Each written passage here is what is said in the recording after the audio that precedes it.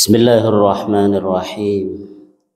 Alhamdulillahi rabbil alamin. Wa bihi nasta'inu ala umurid dunya waddin.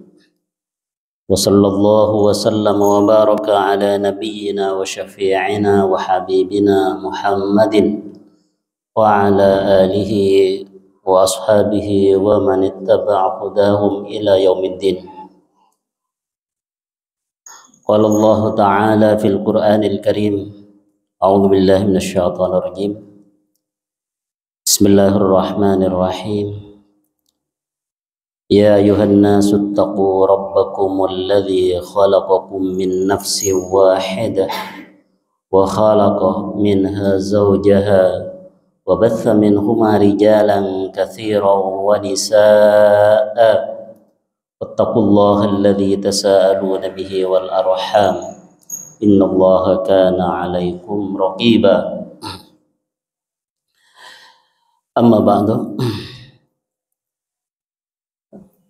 Ibu-ibu yang dimuliakan oleh Allah Subhanahu wa taala, alhamdulillah kita bersyukur kepada Allah Subhanahu wa taala atas izinnya, atas kudrah iradahnya. Allah memberikan kesempatan bagi kita, Allah memberikan kesehatan bagi kita, sehingga pada kesempatan hari ini kita bisa meluangkan waktu, bisa menggunakan waktu dengan sebaik-baiknya insya Allah, yaitu bersama-sama mengaji, ya, bersama-sama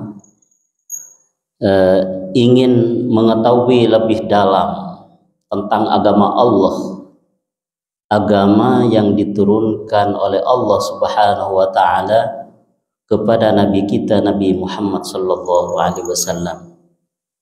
Ini sebenarnya sungguh luar biasa, kita diberikan kemauan oleh Allah. Walaupun mungkin banyak di antara ibu-ibu nih yang sibuk, benar? Banyak ya yang sibuk, banyak. Apalagi kalau ibu-ibu di sini banyak pekerjaan rumah, harus nyuci kek, harus mendidik anak kek, itu luar biasa banyak. Tapi masih Allah Subhanahu wa taala berikan kemauan dalam hati untuk mengaji, untuk menghadiri kegiatan pengajian yang dilaksanakan setiap minggu ini. Alhamdulillah, bersyukur kepada Allah Subhanahu wa taala. Insya Allah langkah demi langkah dari rumah ini menjadi tabungan pahala di sisi Allah Subhanahu wa taala. Insya Allah, apalagi juga duduk di sini, duduk di masjid, mendengarkan bacaan-bacaan ayat-ayat Allah. Telinga digunakan untuk mendengar kata-kata Allah, mendengar sabda-sabda Rasulullah sallallahu alaihi wasallam. Ini insya Allah menjadi kebaikan yang luar biasa, yang pahalanya akan diberikan oleh Allah Subhanahu wa taala insya Allah nanti setelah kita membutuhkan. Kapan itu kita membutuhkan? Yaitu di yaum akhir, atau ketika kita sudah meninggalkan alam dunia ini, kita sangat butuh bantuan dari Allah Subhanahu wa taala, sangat butuh bantuan. Dan disitulah insya Allah apabila amalan kita diterima berpahala, kita jalankan dengan penuh keikhlasan karena Allah, maka pahalanya akan diberikan oleh Allah Subhanahu wa taala.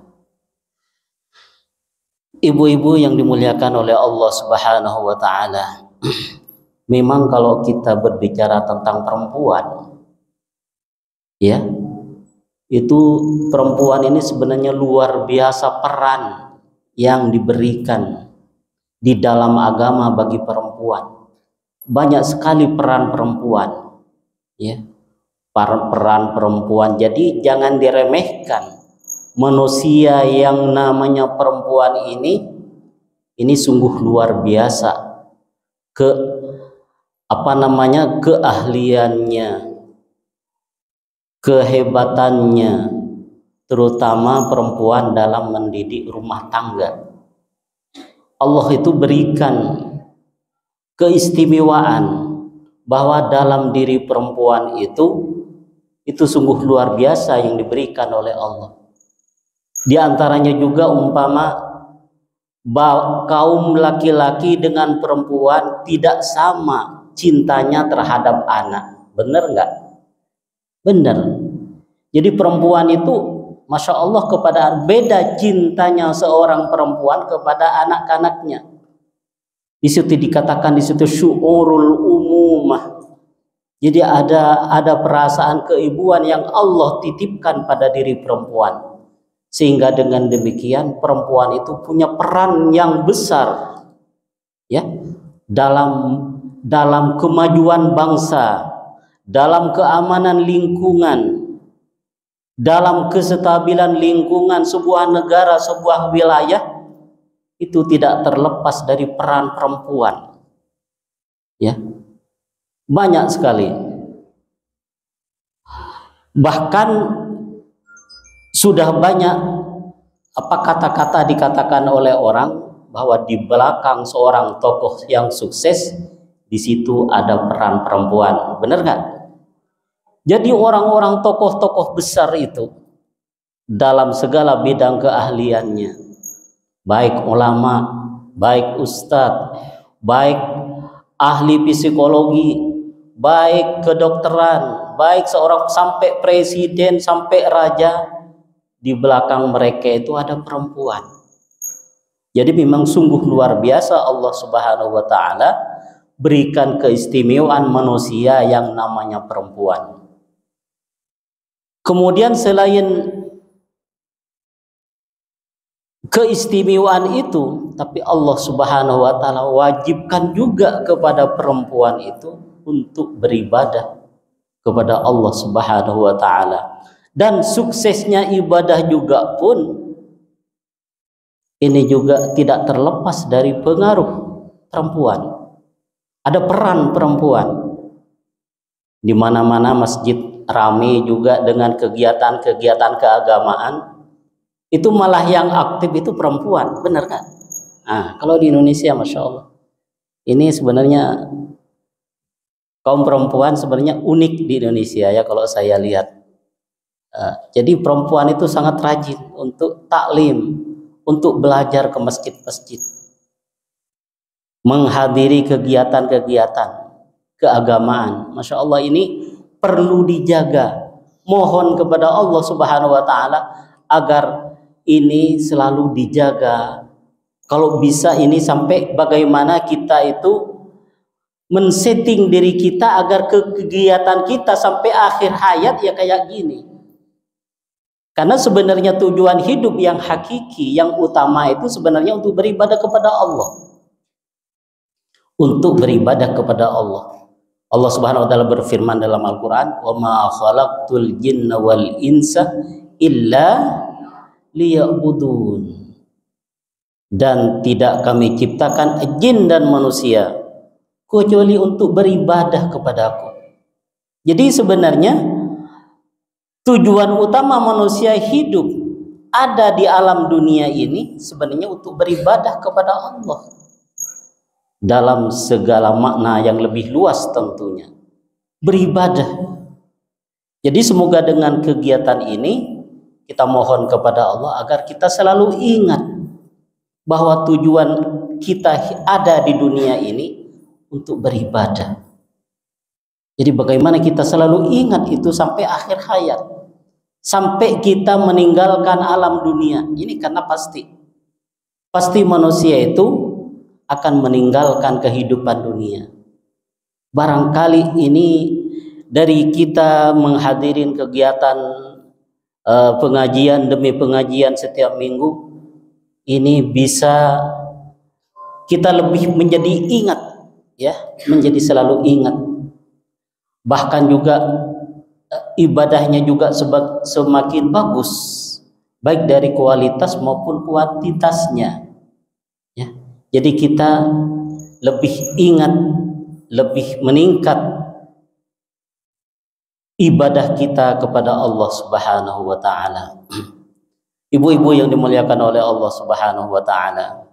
Kemudian dalam ibadah, sebagaimana kita tahu, agar ibadah, banyak orang ibadah tapi disayangkan ibadahnya itu tidak mendapat apa-apa.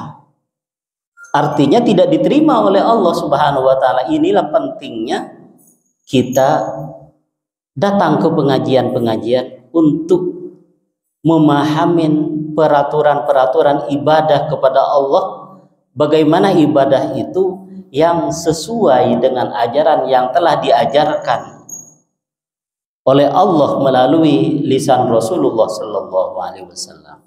Inilah pentingnya, karena banyak baik ibadah sholat, baik ibadah puasa, dan ibadah-ibadah yang lain.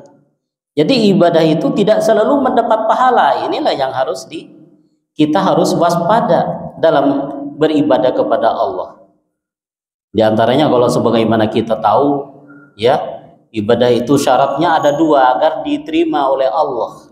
Yang pertama, ibadah itu harus sesuai dengan aturannya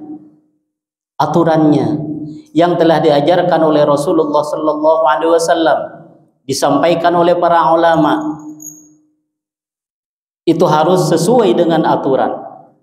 Apabila orang sudah mengetahui cara-cara ibadah dengan benar, sesuai dengan aturannya yang telah diajarkan oleh baginda Rasul, maka ketika melaksanakan ibadah itu beda dengan orang yang tidak tahu.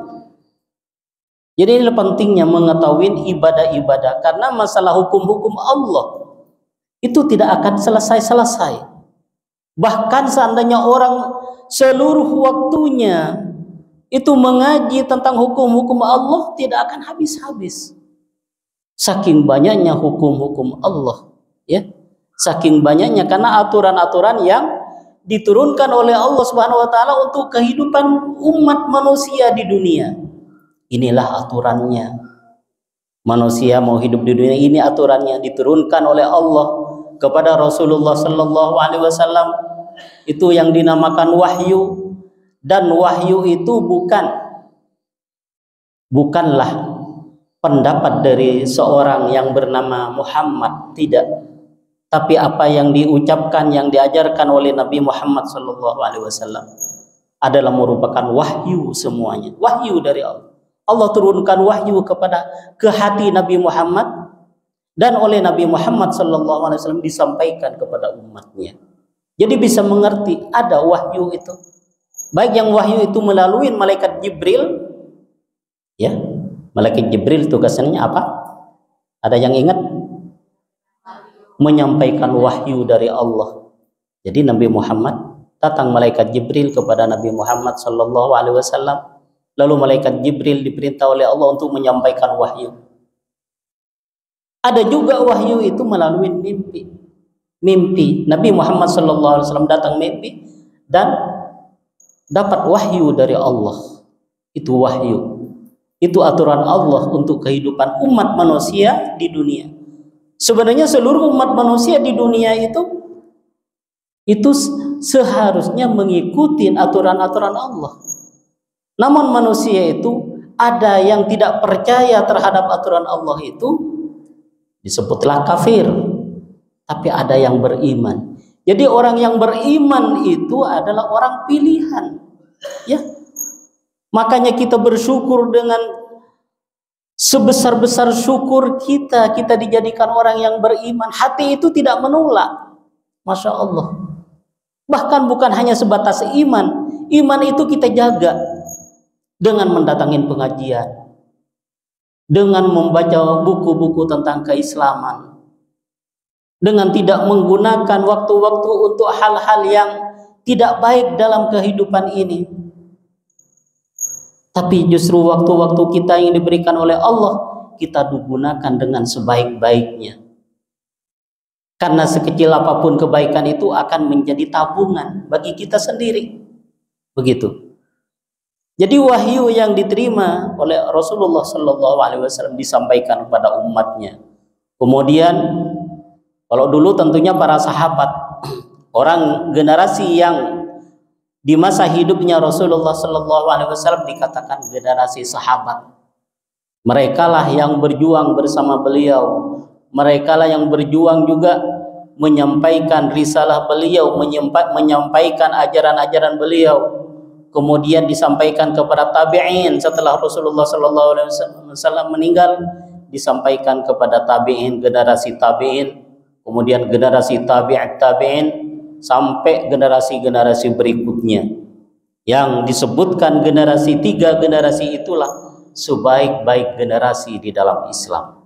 Generasi para sahabat, generasi tabi'in, dan generasi tabi'in.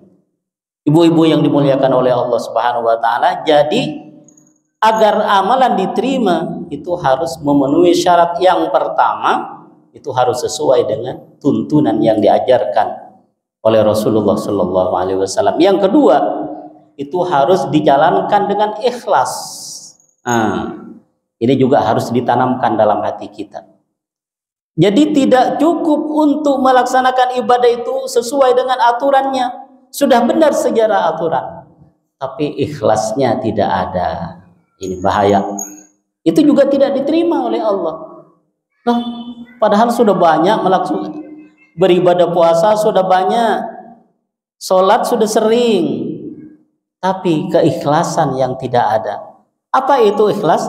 Ikhlas itu melaksanakan amalan hanya semata-mata untuk Allah. Kalau ada di dalam hati itu melaksanakan amalan untuk manusia, maka cepat hilangkan. Ya, karena itu kadang-kadang manusia, setan itu sering mengganggu manusia. Kadang-kadang sholat itu agar ingin dipuji oleh suami, kadang-kadang baca Al-Quran, tapi dalam hati itu setan mengganggu hati agar pengen agar lebih dicintai oleh suami. Mengajinya karena pengen pujian, ya, mengajinya dengan niat pujian, tidak, tapi niatkan agar dipuji oleh Allah, jangan oleh suami. Tapi pengen mendapat pahala dari Allah, pengen mendapat ridho dari Allah Subhanahu wa taala. Itu ikhlas. Jadi semoga dengan mengaji ini Allah menjadi ridho kepadaku. Tidak mencari balasan selain itu, hanya ridho Allah. Semoga dengan pengajian ini kita mendapat ridho dari Allah Subhanahu wa taala. Bukan untuk yang lain. Bukan agar dilihat oleh orang bahwa itu adalah orang yang rajin ke pengajian. Jangan. Jadi kalau ada perasaan-perasaan yang demikian, harus kita hilangin. Agar itu kita mendapat pahala dari Allah. Kalau ada hal-hal yang kecil seperti itu berarti setan sedang mengganggu. Maka kita harus ikhlaskan, harus benar-benar untuk Allah Subhanahu wa taala. Salat demikian juga, kalau demikian maka harus cepat-cepat dibuang hal-hal yang demikian ketika kita salat. Ibu-ibu yang dimuliakan oleh Allah Subhanahu wa taala, salat perempuan sebenarnya salat banyak yang telah kita tahu. Cuman kadang-kadang ya ada sedikit perbedaan. Ada hal-hal yang kecil mungkin kadang-kadang kita tidak mengetahui tentang sholat. Ada. Biasanya sholat kalau sehari semalam yang diwajibkan oleh Allah berapa kali? 5 kali. Kemudian sholatnya rukunnya ada berapa?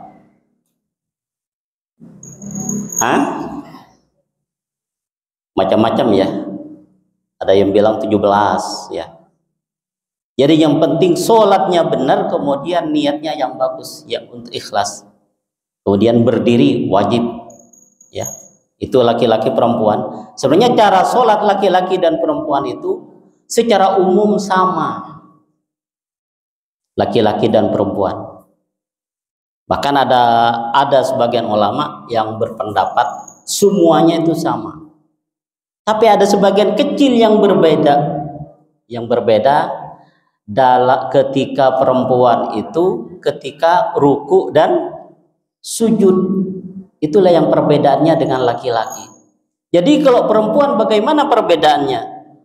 kalau perempuan, ini sebagian ulama ya, sebagian ulama yang mengatakan dan banyak ulama yang menguatkan pendapat ini. Jadi kalau perempuan tangannya itu jangan direnggangkan dari ketika ruku, juga jangan direnggangkan dari perut atau dari dada. Jadi gini perempuan, karena seperti itu lebih menjaga begitu. Jadi jangan direngkang kayak apa namanya, kayak laki-laki. Kalau laki-laki tangan itu kan ketika ruku ya, jadi jauh dari dada, jauh dari perut. Tapi kata ulama perbedaannya kalau perempuan itu ya begini, rapatkan begitu ke dalam. Ya, paham ya? Ya. Jadi tajma' nafsaha fir ruku'i was sujud pertama. Jadi kalau perempuan itu mengumpulkan badannya ketika ruku dan sujud. Jadi tangannya jangan renggang dari badan. Udah bisa ya? Itu pertama ketika ruku. Begitu juga ketika sujud. Jadi sujud juga tangannya ke dalam. Kalau laki-laki kan begini. Soal ujung tangan ini peraturan dari agama ya. Ujung tangan bisa lurus sama apa ini? Pundak, belikat ya. Bahu atau lurus dengan telinga. Bisa lurus dengan telinga, bisa lurus dengan bahu. Itu coba sedetil itu Islam itu mengatur. Apa ya artinya? Artinya umat Islam itu benar-benar menjaga aturan dari Rasulullah Sallallahu Alaihi Wasallam. Itu sampai sedetil itu, jadi nggak sembarangan. Sholat itu memang ada aturannya, tapi sampai sekecil itu diatur di dalam agama kita dan disampaikan oleh para ulama sampai ke kita.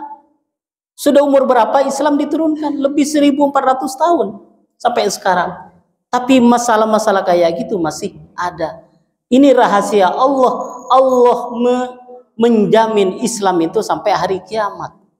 Bahkan Al-Qur'annya yang kita baca itu dijamin oleh Allah tidak ada perubahan. Kalau ada orang yang merubah Al-Qur'an sehuruf pun, sedunia itu rame. Hilang satu huruf, sedunia rame. Bahkan kitab-kitab Al-Qur'an banyak dihafal oleh umat Islam. Anak kecil-kecil juga udah hafal. Itu rahasia Allah. Allah memudahkan Al-Qur'an agar dihafal.